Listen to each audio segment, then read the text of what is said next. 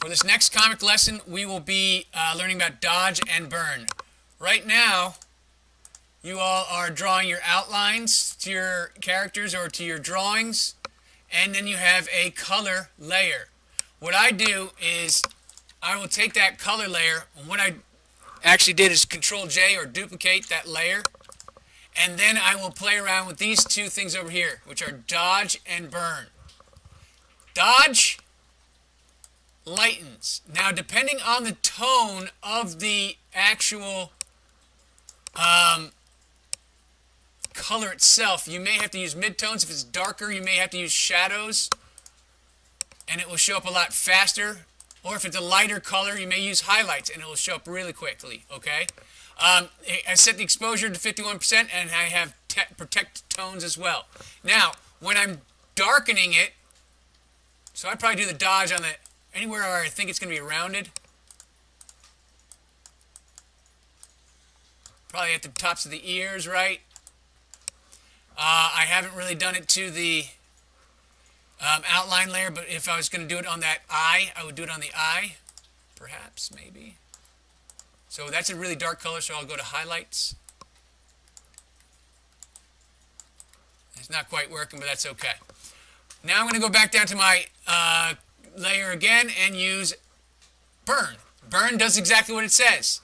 It makes shadows. So I'm going to go for midtones. And as you can see, it's starting to kind of show up. But what it does is it's a softer brush, all right? It can do a really good job of creating just a slight shadow on there to give your characters a little bit more three-dimensionality, okay? And now you can really see it popping up.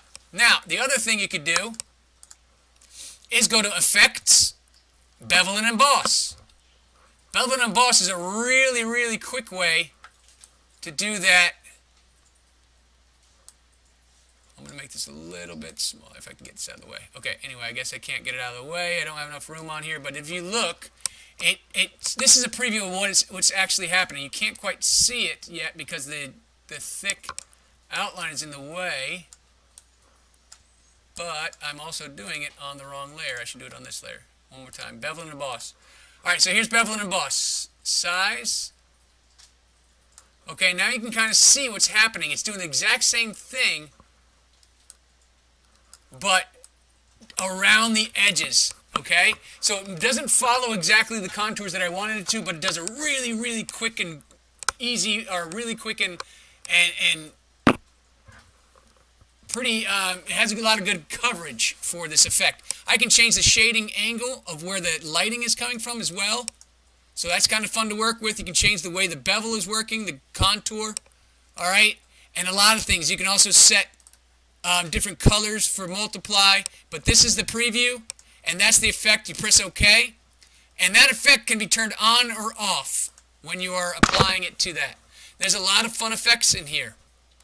All right, I use outer glow a lot, and I'll show you that in the next video.